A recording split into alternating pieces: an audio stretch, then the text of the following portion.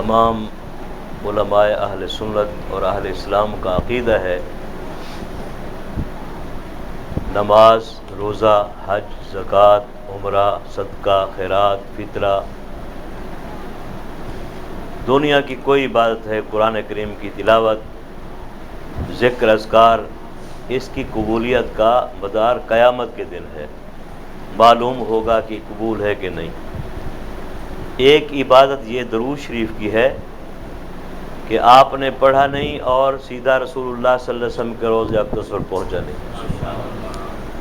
جس طرح مجلس ذکر کے لیے حدیث پاک میں ہے کہ فرشتے زمین میں پھرتے ہیں، تلاش کرتے ہیں اللہ اللہ کرنے والے کہاں ہیں، اور جب وہاں ان کو پا لیتے ہیں تو بیٹھ جاتے ہیں، پھر اللہ کے ہاں جاتے ہیں، رپورٹ پیش کرتے ہیں کہ یہ لوگ بیٹھے تھے۔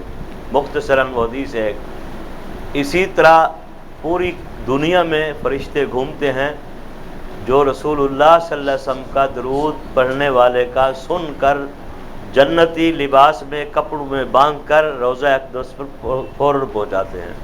اور آپ صلی اللہ علیہ وسلم کا فرمان ہے کہ جو بندہ میری مزار اقدس پر درود پڑھتا ہے میں خود سنتا ہوں اور جواب بھی دیتا ہوں۔ وہ کیفیات، وہ اس لمحات کا حاضری کے موقع پر جن لوگوں کو اللہ نے توفیق دی ہے احساس ہوتا ہے، اور جو میرا امتی کہیں درود پڑھتا ہے وہ فرشتے مجھ تک فوراً پہنچ جاتے ہیں۔ اور یہ کوئی بندہ پڑھتا ہے درود ریجیکٹ نہیں ہوتا، بلکہ حضرت عمر کی روایت ہے کہ کوئی دعا قبول کرانی ہے تو پہلے بھی درود پڑھو، درمیان میں بھی، آخر میں بھی، کیونکہ اللہ درود شریف قبول کرتا ہے، رد نہیں کرتا، وہ کوئی ہو، گناہ گار ہو، نیک ہو، ولی ہو، صدیق ہو۔ اس لیے اللہ کی ذات کے شان کے خلاف ہے کہ پہلا حصہ بھی قبول فرما لیں، درمیانی بھی قبول کر لیں، آخری بھی قبول کر لیں، باقی دعائیں رد کر دیں۔ دعاؤں کے قبول کرنے کا واحد ذریعہ درود شریف ہے۔ سیدنا موسیٰ علیہ السلام کا واقعہ ہے کہ رب کریم نے فرمایا میرے پیارے کلیم جاؤ اس بندے کا جنازہ پڑھو۔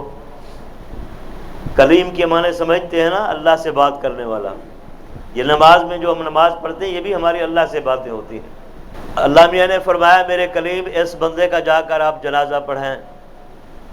بندہ کون سا ہے؟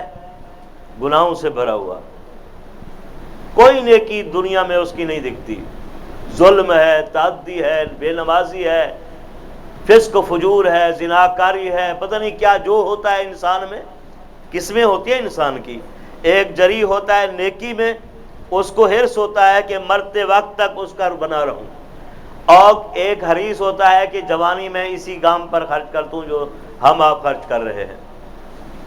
سوال کیا اللہ میاں اس میں کون سی خوبی ہے؟ یہ تو ایسا بندہ ہے کہ ہر بندہ گناہگار سے بھی گناہگار اس سے نفرت کرتا ہے، کون سا عمل اس کا پسند ہے آپ کو کہ آپ مجھے اپنے کلیم کو کہہ رہے ہیں کہ میں جاؤں جنازہ پڑھوں؟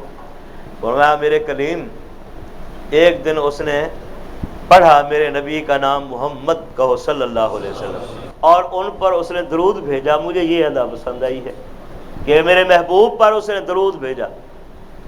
اللہ نہ رکوع کرتا ہے، نہ سجدہ کرتا ہے، نہ قیام کرتا ہے، نہ وہ آرام کرتا ہے، نہ کھاتا ہے، نہ پیتا ہے، نہ بیوی ہے، نہ بچے ہیں، نہ باپ ہے، نہ ماں ہے۔ اس کا ورد کیا ہے؟ ان اللہ و ملائکتہ یصلون علی النبی یا ایھا الذین آمنوا صلوا علیہ وسلموا تسلیما۔ اللہ درود بھیجتا ہے اپنے نبی پر، یہ اللہ کا ورد ہے، اور اس کے فرشتے بھی درود بھیجتے ہیں۔ اے اہل ایمان تم بھی اس پر آپ صلی اللہ علیہ وسلم پر درود بھیجو۔ اور جہاں درود جاتا ہے وہ کون سی جگہ ہے؟ آج بھی دیکھ لیں، سخت حنبلی ہیں وہ لوگ، ائمہ میں سخت ترین امام احمد بن حنبل ہیں، جسے ہم کہتے ہیں وہابی، اور حضرت شیخ عبد القادر جیلانی بھی حنبلی تھے، آپ کے علم میں ہونا چاہیے۔ سعودیہ کے لوگ فقہ کو مانتے ہیں، امام احمد بن حنبل کی فقہ کو فالو کرتے ہیں۔ آج بھی روضہ اطہر پر جو حضرات جاتے ہیں بھائی قبر، آپ نے دیکھا ہوگا، خان صاحب آپ نے بھی دیکھا ہوگا، ہم نے بھی دیکھا ہے، مزار اقدس پر کیا لکھا ہوا ہے؟ ما بین بیتی و منبری روضۃ من ریاض الجنہ، جہاں آ رہے ہو حاضری دینے کے لیے جنت کے باغوں میں سے باغ ہے۔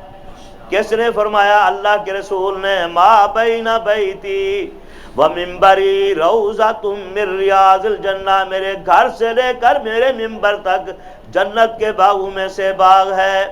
جنت میں زندہ لوگ ہوں گے یا مردہ ہوں گے؟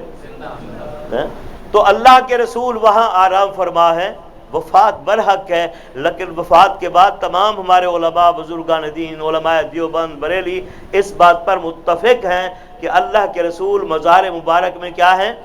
حیات ہیں۔ آپ سنتے ہیں اور جواب دیتے ہیں، لیکن نصیب والوں کے لیے